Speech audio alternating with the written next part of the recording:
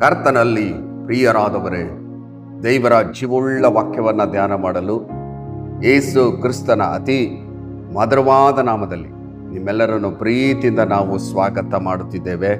ದೇವರು ವಾಕ್ಯಗಳ ಮೂಲಕವಾಗಿ ನಿಮ್ಮೊಟ್ಟಿಗೆ ಮಾತನಾಡಿ, ನಿಮ್ಮನ್ನು ಬಲಪಡಿಸಿ, ನಿಮ್ಮನ್ನು ಸಂತೈಸಿ, ನಿಮ್ಮ ಜೀವಿತದಲ್ಲಿ ಅದ್ಭುತಗಳನ್ನು ಅತಿಶಯಗಳನ್ನು ಮಾಡುವುದರ ಮೂಲಕವಾಗಿ ದೇವರು ಮಹಿಮೆ ಹೊಂದುತ್ತಿದ್ದಾರೆ. ಎಲ್ಲ ಘನ ಮಾನ ಮಹಿಮೆಯನ್ನು ನಾವು ದೇವರಿಗೆ ಸಲ್ಲಿಸೋಣ. ಕರ್ತನಲ್ಲಿ ಪ್ರಿಯರಾದವರೇ, ಇಂದು ಧ್ಯಾನ ಮಾಡುವಂಥ ವಿಷಯ ಎಲ್ಲ ಕಷ್ಟಗಳಿಂದ ಬಿಡಿಸುವ ದೇವರು. ಹೌದು ಪ್ರಿಯರೇ, ನಿಮ್ಮ ಎಲ್ಲ ವಿಧವಾದ ಕಷ್ಟಗಳಿಂದ ಬಿಡಿಸುವ ದೇವರು ಯೇಸು ಕ್ರಿಸ್ತನಾಗಿದ್ದಾನೆ. ಇದನ್ನು ಕೇಳುವಾಗ ನೀವು ಸಂತೋಷ ಪಡಬೇಕು. ನಿಮ್ಮ ಕಷ್ಟಗಳು ಎಷ್ಟಿದ್ದರೂ ಅವೆಲ್ಲವುಗಳಿಂದ ಬಿಡುಗಡೆ ಕೊಡುವ ದೇವರಿದ್ದಾನೆ. ನೋಡ್ರಿ, ವಾಕ್ಯದಲ್ಲಿ ಏನು ಬರೆಯಲ್ಪಟ್ಟಿದೆ? ಕೀರ್ತನೆಗಳ ಪುಸ್ತಕ 34ನೇ ಅಧ್ಯಾಯ 17ರಿಂದ 19 ವಚನದವರೆಗೆ ನೋಡುವಾಗ, ಯೆಹೋವನು ನೀತಿವಂತರ ಕೂಗನ್ನು ಕೇಳಿ ಎಲ್ಲ ಕಷ್ಟಗಳಿಂದ ಅವರನ್ನು ಬಿಡಿಸುತ್ತಾನೆ. ಮುರಿದ ಮನಸ್ಸುಳ್ಳವರಿಗೆ ಯೆಹೋವನು ನೆರವಾಗುತ್ತಾನೆ. ಕುಗ್ಗಿ ಹೋದವರನ್ನು ಉದ್ಧಾರ ಮಾಡುತ್ತಾನೆ. ನೀತಿವಂತನಿಗೆ ಸಂಭವಿಸುವ ಕಷ್ಟಗಳು ಅನೇಕವಿದ್ದರು, ಯೆಹೋವನು ಅವೆಲ್ಲವುಗಳಿಂದ ಅವನನ್ನು ಬಿಡಿಸುತ್ತಾನೆ. ಹಲ್ಲೆಲೂಯಾ! ಎಷ್ಟು ಅದ್ಭುತಕರವಾಗಿ, ಎಷ್ಟು ಸುಂದರವಾಗಿದೆ ನೋಡ್ರಿ ಈ ವಾಕ್ಯ. ನಿಮ್ಮ ಕಷ್ಟಗಳು ಎಷ್ಟಿದ್ದರೂ ಎಲ್ಲ ಕಷ್ಟಗಳಿಂದ ಬಿಡಿಸುವ ದೇವರಿದ್ದಾನೆ. ನಿಮ್ಮ ಕಷ್ಟಗಳು ಎಷ್ಟಿದ್ದರೂ ಅವೆಲ್ಲವುಗಳಿಂದ ಬಿಡುಗಡೆ ಕೊಡಲು ಶಕ್ತನಾದ ದೇವರಿದ್ದಾನೆ. ಆ ಶಕ್ತನಾದ ದೇವರು ಯೇಸು ಕ್ರಿಸ್ತನು ಈ ವಾಕ್ಯದ ಮೂಲಕ ನಿಮ್ಮೊಟ್ಟಿಗೆ ಮಾತನಾಡ್ತಿದ್ದಾರೆ. ನಿಮ್ಮ ಎಲ್ಲ ಕಷ್ಟಗಳಿಂದ ಬಿಡಿಸಲು ದೇವರು ಸಿದ್ಧನಿದ್ದಾನೆ. ಅಲ್ಲಿ ವಾಕ್ಯ ಹೇಳ್ತದೆ, ಮುರಿದ ಮನಸ್ಸುಳ್ಳವರಿಗೆ ಯೆಹೋವನು ನೆರವಾಗುತ್ತಾನೆ, ಕುಗ್ಗಿ ಹೋದವರನ್ನು ಉದ್ಧಾರ ಮಾಡುತ್ತಾನೆ. ನೀವು ಮುರಿದ ಮನಸ್ಸುಳ್ಳವರಾಗಿರಬಹುದು, ನೀವು ಕುಗ್ಗಿ ಹೋಗಿರಬಹುದು, ದೇವರು ನಿಮಗೆ ಸಹಾಯ ಮಾಡುತ್ತಾನೆ. ಕಷ್ಟಗಳನ್ನ ನೋಡಿ, ಸಮಸ್ಯೆಗಳು ನೋಡಿ ಕುಗ್ಗಿ ಹೋಗಿರಬಹುದು. ಕುಗ್ಗಿ ಹೋದವ್ರನ್ನ ಉದ್ಧಾರ ಮಾಡುವ ದೇವರು, ಮುರಿದ ಮನಸ್ಸುಳ್ಳವರಿಗೆ ನೆರವಾಗುವ ದೇವರು ಯೇಸು ಕ್ರಿಸ್ತನು ಇದ್ದಾನೆ. ಮಾತ್ರವಲ್ಲದೆ ನೀತಿವಂತನಿಗೆ ಸಂಭವಿಸುವ ಕಷ್ಟಗಳು ಅನೇಕವಿದ್ದರೂ ಯೆಹೋವನು ಅವೆಲ್ಲವುಗಳಿಂದ ಅವನನ್ನು ಬಿಡಿಸುತ್ತಾನೆ. ನೀತಿವಂತರು ಯಾರು? ಯೇಸು ಸ್ವಾಮಿಯಲ್ಲಿ ನಂಬಿಕಿಟ್ಟವರು, ಯೇಸು ಸ್ವಾಮಿಯನ್ನು ಸ್ವಂತ ರಕ್ಷಕನಾಗಿ ಅಂಗೀಕಾರ ಮಾಡಿಕೊಂಡವರು ನೀತಿವಂತರು. ಯೇಸು ಸ್ವಾಮಿ ತನ್ನ ಪರಿಶುದ್ಧವಾದ ರಕ್ತದಿಂದ ನಮ್ಮ ಪಾಪ ಶಾಪನ ತೊಳೆದು ನೀತಿವಂತರನ್ನಾಗಿ ಮಾಡಿದ್ದಾರೆ. ಈ ನೀತಿವಂತನಿಗೆ ಬರುವ ಕಷ್ಟಗಳು ಅನೇಕವಿದ್ದರೂ ಯೆಹೋವನು ಅವೆಲ್ಲವುಗಳಿಂದ ಅವನನ್ನು ಬಿಡಿಸುತ್ತಾನೆ. ಸಂತೋಷ ಪಡ್ರಿ, ದೇವರನ್ನ ಸ್ತುತಿಸಿರಿ, ದೇವರನ್ನ ಆರಾಧಿಸಿರಿ.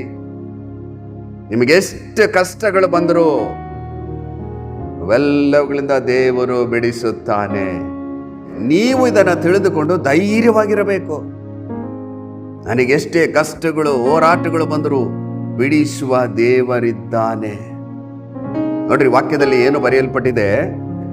ಕೀರ್ತನೆಗಳ ಪುಸ್ತಕ 34ನೇ ಅಧ್ಯಾಯ 6ನೇ ವಚನದಲ್ಲಿ, ಕಷ್ಟದಲ್ಲಿದ್ದ ಈ ಮನುಷ್ಯನು ಮರೆಯಿಡಲು ಯೆಹೋವನು ಕೇಳಿ ಎಲ್ಲ ಬಾಧೆಗಳಿಂದ ಬಿಡಿಸಿದನು ಎಂಬುದಾಗಿ ಬರೆಯಲ್ಪಟ್ಟಿದೆ. ಕಷ್ಟದಲ್ಲಿದ್ದ ಮನುಷ್ಯನು ದೇವರಿಗೆ ಮೊರೆ ಇಡುವಾಗ ದೇವರು ನಿಮ್ಮ ಮೊರೆಯನ್ನ ಕೇಳಿ ನಿಮ್ಮ ಬಾಧೆಯಿಂದಲೂ ಕಷ್ಟದಿಂದಲೂ ಬಿಡಿಸುತ್ತಾನೆಂಬುದಾಗಿ ಸತ್ಯವೇದದಲ್ಲಿ ಬರೆಯಲ್ಪಟ್ಟಿದೆ. ಈ ವಾಕ್ಯವನ್ನ ನೀವು ನಂಬಬೇಕು. ಕಷ್ಟದಲ್ಲಿದ್ದಾಗ ದೇವರಿಗೆ ಮೊರೆ ಇಡಬೇಕು. ಯಾಕಂದ್ರೆ ನಿಮ್ಮ ಕಷ್ಟದಿಂದ ಬಿಡಿಸ್ತೇನೆ ಎಂಬುದಾಗಿ ದೇವರು ನಮಗೆ ವಾಗ್ದಾನ ಮಾಡಿದ್ದಾರೆ. ನಿಮ್ಮ ಕಷ್ಟಗಳು ಎಷ್ಟಿದ್ದರೂ ಅವುಗಳಿಂದ ಬಿಡಿಸ್ತೇನೆ ಎಂಬುದಾಗಿ ದೇವರು ನಮಗೆ ತಿಳಿಸಿದ್ದಾರೆ ವಾಕ್ಯದ ಮೂಲಕ. ಹಾಗಾದರೆ ದೇವರಿಗೆ ಮೊರೆ ಇಡಬೇಕು. ಕಷ್ಟ ಯಾವ ವ್ಯಕ್ತಿಯಿಂದ ಬರ್ತದೋ ಗೊತ್ತಿಲ್ಲ. ಯಾವ ವ್ಯಕ್ತಿ ಮೇಲೆ ನಾವು ಕೋಪ ಮಾಡಬಾರ್ದು. ದೇವರಿಗೆ ಮೊರೆ ಇಡಬೇಕು. ದೇವರೇ, ಈ ಕಷ್ಟದಿಂದ ಪಾರು ಮಾಡುವನು ನೀನೇ ಆಗಿದ್ದಿ. ಕಷ್ಟದಲ್ಲಿ ಮೊರೆ ಇಡುವಾಗ ಬಿಡಿಸ್ತೇನೆ ಎಂಬುದಾಗಿ ನೀನು ಹೇಳಿದ್ದಿ. ಬಿಡಿಸುವುದಕ್ಕಾಗಿ ಸ್ತೋತ್ರ. ನನ್ನ ಕಷ್ಟಗಳು ಎಷ್ಟಿದ್ದರೂ ನೀನು ಬಿಡಿಸಲು ಶಕ್ತನಾಗಿದ್ದಿ. ನೀನು ಬಿಡಿಸುವ ದೇವರೆಂಬುದಾಗಿ ನಂಬುತ್ತೇನೆ ಎಂಬುದಾಗಿ ಹೇಳುವಾಗ ದೇವರು ನಿಮ್ಮ ಕಷ್ಟದಿಂದ ಬಿಡುಗಡೆಯನ್ನು ಕೊಡ್ತಾರೆ. ನೋಡ್ರಿ, ಕೀರ್ತನೆಗಳ ಪುಸ್ತಕ 46ನೇ ಅಧ್ಯಾಯ 1ನೇ ವಚನದಲ್ಲಿ ದೇವರು ನಮಗೆ ಆಶ್ರಯ ದುರ್ಗವಾಗಿದ್ದಾನೆ, ಆತನ ಇಕ್ಕಟ್ಟಿನಲ್ಲಿ ನಮಗೆ ವಿಶೇಷ ಸಹಾಯಕನು. ಹಲ್ಲೆಲೂಯ.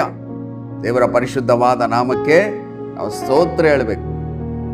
ದೇವರು ನಮಗೆ ಆಶ್ರಯ ದುರ್ಗವಾಗಿದ್ದಾನೆ, ಆತನ ಇಕ್ಕಟ್ಟಿನಲ್ಲಿ ನಮಗೆ ವಿಶೇಷವಾದ ರೀತಿಯಲ್ಲಿ ಸಹಾಯ ಮಾಡ್ತಾರೆ.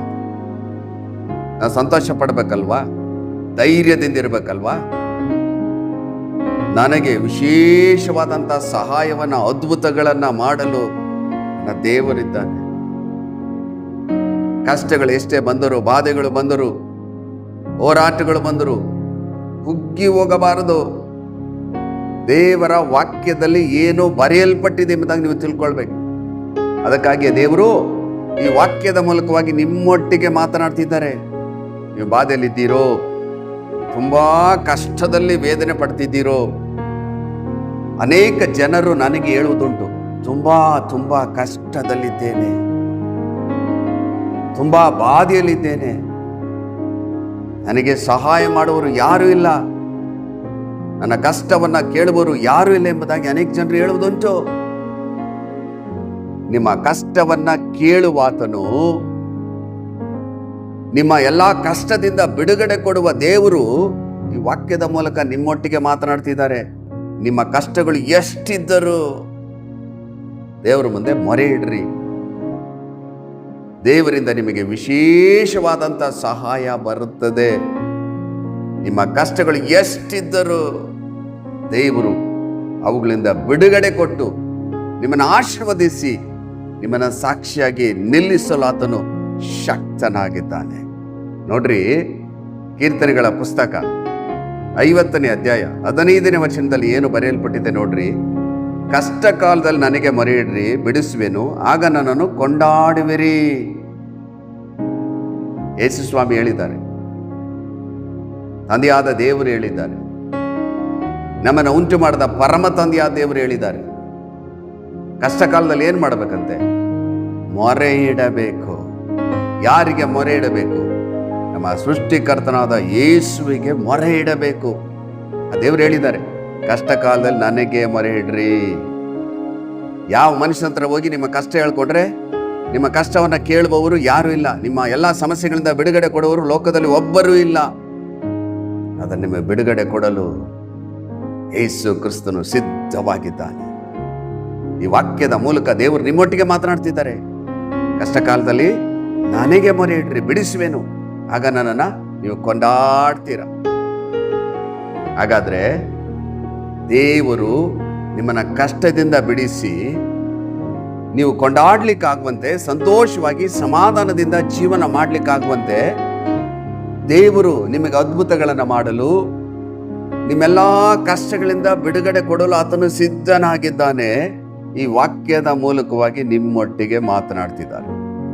ಕರ್ತನಲ್ಲಿ ಪ್ರೀತಿಯುಳ್ಳ ದೈವ ಜನರೇ, ನನ್ನ ಸಹೋದರ, ನನ್ನ ಸಹೋದರಿ, ನೀವು ತುಂಬ ಕಷ್ಟದಲ್ಲಿದ್ದೀರೋ, ಕಣ್ಣೀರಲ್ಲಿದ್ದೀರೋ, ಸಮಸ್ಯೆಯಲ್ಲಿದ್ದೀರೋ, ವೇದನೆಯಲ್ಲಿದ್ದೀರೋ, ಮರಣದ ಹಾಸಿಗೆಯಲ್ಲಿದ್ದೀರೋ, ನಿಮಗೆ ಸಹಾಯ ಮಾಡುವವರು ಯಾರೂ ಇಲ್ಲವೋ, ಏನು ಮಾಡುವುದೆಂಬುದಾಗಿ ದಿಕ್ಕು ಕಾಣದೆ ವೇದನೆ ಪಡ್ತಿದ್ದೀರೋ, ಈ ವಾಕ್ಯದ ಮೂಲಕವಾಗಿ ದೇವರು ನಿಮ್ಮೊಟ್ಟಿಗೆ ಮಾತನಾಡ್ತಿದ್ದಾರೆ. ನಿಮ್ಮ ಎಲ್ಲ ಕಷ್ಟಗಳಿಂದ ಬಿಡಿಸುವ ದೇವರು ಈ 4 ವಾಕ್ಯಗಳ ಮೂಲಕವಾಗಿ ನಿಮ್ಮೊಟ್ಟಿಗೆ ಮಾತನಾಡಿರುವಾಗ ಈ ವಾಕ್ಯವನ್ನು ಹಿಡಿದು ಪ್ರಾರ್ಥನೆ ಮಾಡಿ.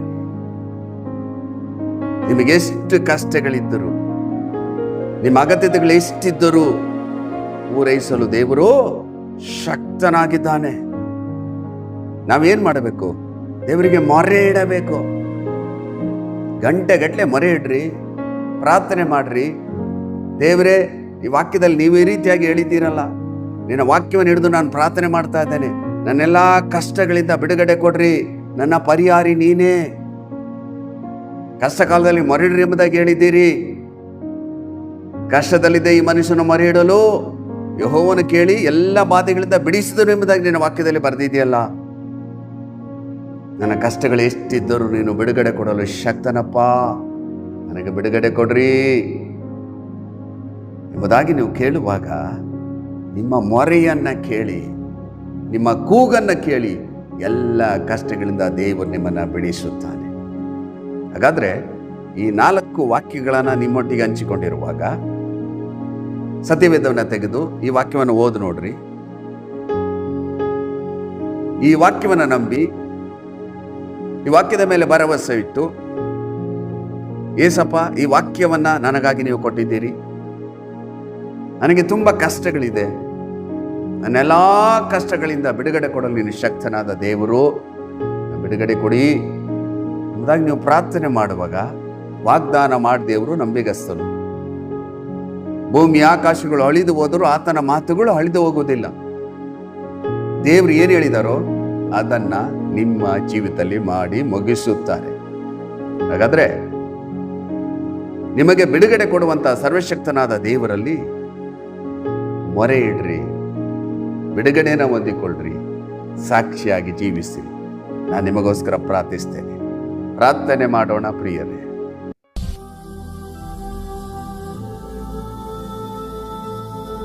ನಮ್ಮನ್ನ ಅತಿಶಯವಾಗಿ ಪ್ರೀತಿ ಮಾಡುವಂತ ನಮ್ಮ ಪರಲೋಕದ ತಂದೆಯಾದ ದೇವರೇ, ಎಲ್ಲ ಕಷ್ಟಗಳಿಂದ ಬಿಡುಗಡೆ ಕೊಡಲು ನೀನು ಶಕ್ತನಾದ ದೇವರು. ನಾವು ಪ್ರಾರ್ಥನೆ ಮಾಡುವಾಗ ನಮ್ಮ ಕಷ್ಟಗಳು ಎಷ್ಟಿದ್ದರೂ ಬಿಡಿಸಲು ಶಕ್ತನಾದ ದೇವರು. ಕಷ್ಟ ಕಾಲದಲ್ಲಿ ಮೊರೆ ಇಡ್ರಿ, ನಾನು ಬಿಡಿಸ್ತೇನೆ ಎಂಬುದಾಗಿ ಹೇಳಿದ್ದೀರಿ.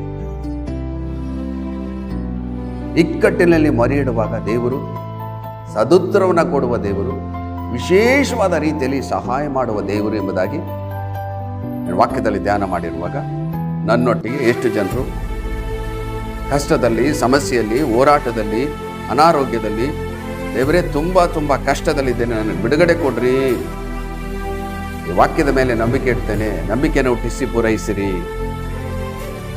ನನ್ನ ಎಲ್ಲ ಕಷ್ಟದಿಂದ ಬಿಡುಗಡೆ ಕೊಡಲು ನೀನೇ ಶಕ್ತನಪ್ಪ, ಈ ಕಷ್ಟದಿಂದ ಬಿಡುಗಡೆ ಕೊಟ್ಟು ಸಾಕ್ಷಿಯಾಗಿ ಜೀವನ ಮಾಡಲು ಕೃಪೆ ಕೊಡ್ರಿ ಎಂಬುದಾಗಿ ಎಷ್ಟು ಜನರು ಪ್ರಾರ್ಥನೆ ಮಾಡ್ತಿದ್ದರೋ ಅವರೆಲ್ಲರಿಗೆ ನಿನ್ನ ಕೃಪೆಯನ್ನು ಅನುಗ್ರಹಿಸಿಕೊಟ್ಟು ಅವರೆಲ್ಲ ಕಷ್ಟದಿಂದ ಬಿಡುಗಡೆಯನ್ನು ಕೊಟ್ಟು ಸಾಕ್ಷಿಯಾಗಿ ಜೀವನ ಮಾಡಲು ಸಹಾಯ ಮಾಡ್ರಿ. ಈ ಜೀವಳ ವಾಕ್ಯ ಅವ್ರ ಜೀವಿತ 100% ಕಾರ್ಯ ಮಾಡಲಿ.